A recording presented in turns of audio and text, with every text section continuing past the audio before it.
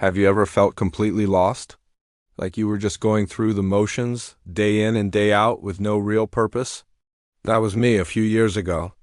I was stuck in a job I didn't love, living a life that felt like it belonged to someone else. I booked a one-way ticket to a tiny, remote island I'd only seen in pictures, a speck of green in a vast blue ocean.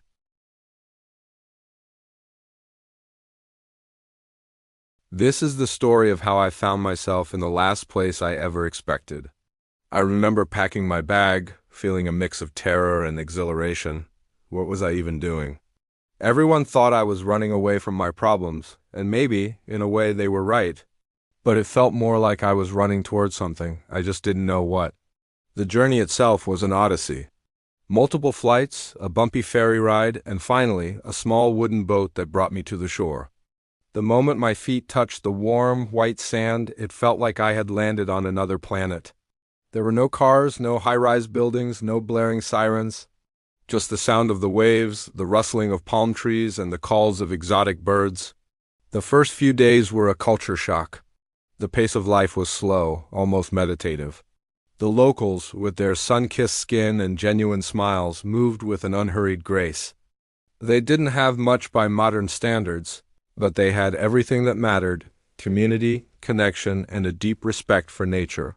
I'd spend my mornings watching fishermen bring in their daily catch, their nets glinting in the sunrise. In the afternoons, I'd wander through lush jungle trails, discovering hidden waterfalls and vibrant flowers I'd never seen before.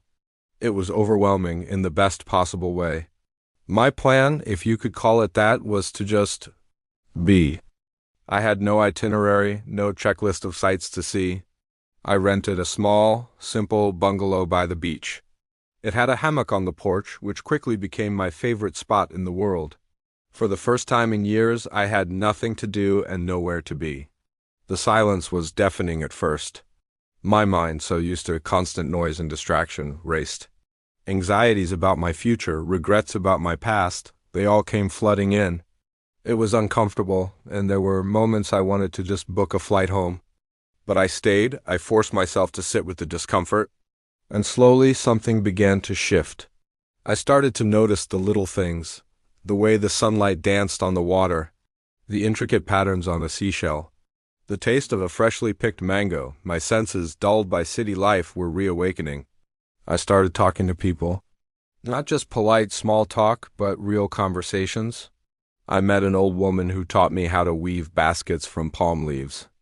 I met a young boy who showed me the best spots for snorkeling, pointing out clownfish and sea turtles with infectious glee. One evening, I was sitting on the beach, watching one of the most spectacular sunsets I had ever seen. The sky was a canvas of fiery oranges, deep purples, and soft pinks. An elderly fisherman named Cavi sat down next to me. He didn't say anything for a long time.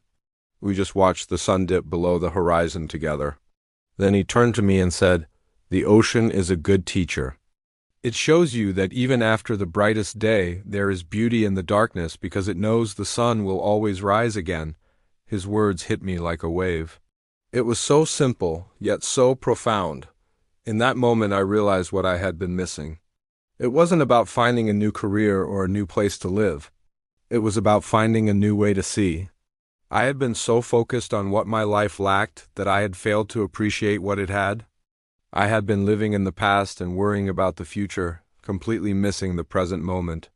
The island, with its simplicity and its connection to the natural rhythms of life, was teaching me how to be present. It was teaching me that happiness isn't a destination you arrive at, but a way of traveling. I started a journal, not to document my travels, but to document my thoughts and feelings. I wrote about my fears, my hopes, my observations. I filled pages with sketches of the island's beauty. It was a form of therapy, a way to untangle the knots in my mind. I also started to help out in the community. I taught English to some of the local kids in the evenings, and in return they taught me about their culture, their stories, and their way of life. I felt a sense of purpose I hadn't felt in years, a feeling of being part of something bigger than myself. One of the biggest lessons came from a storm. It came suddenly, a furious tempest that ripped through the island. The The wind howled, the rain came down in sheets, and the waves crashed violently against the shore. I was terrified. But the islanders were calm. They worked together, securing their homes, checking on their neighbors. They faced the storm not with fear, but with resilience and unity. The next morning, the sun came out, and the island was battered but not broken.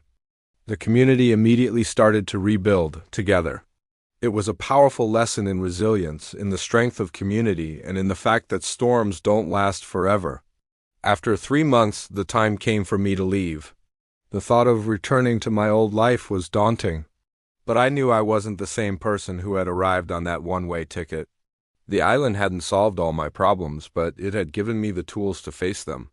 It gave me perspective. It taught me the importance of slowing down, of connecting with nature, of building genuine human relationships, and of finding beauty in simplicity. It taught me that I am more resilient than I ever thought possible. Leaving was bittersweet. I said goodbye to the friends I had made, people who had become like family. Kavi, the old fisherman, gave me a small, polished shell. He told me to keep it to remember that the rhythm of the ocean is always within me. As the boat pulled away from the shore, I looked back at the island, a vibrant green jewel in the turquoise water. I wasn't leaving empty-handed. I was taking a piece of it with me, etched into my soul. When I got back, things were different because I was different. I didn't go back to my old job. Instead, I took a leap of faith and started my own small business, something I was actually passionate about. It wasn't easy, and there were plenty of struggles, but this time, I faced them with a newfound sense of calm and purpose. I made more time for the people I love. I started spending more time in nature, even if it was just a local park. I tried to bring the spirit of the island into my everyday life. That trip wasn't just a vacation, it was a pilgrimage, a journey back to myself. It stripped away all the noise and distractions and forced me to confront who I really was and what I truly wanted from life. It taught me that sometimes you have to get completely lost to find your way. So if you're feeling lost, if you feel like you're stuck in a life that isn't yours, maybe you don't need a new life. Maybe you just need a new perspective.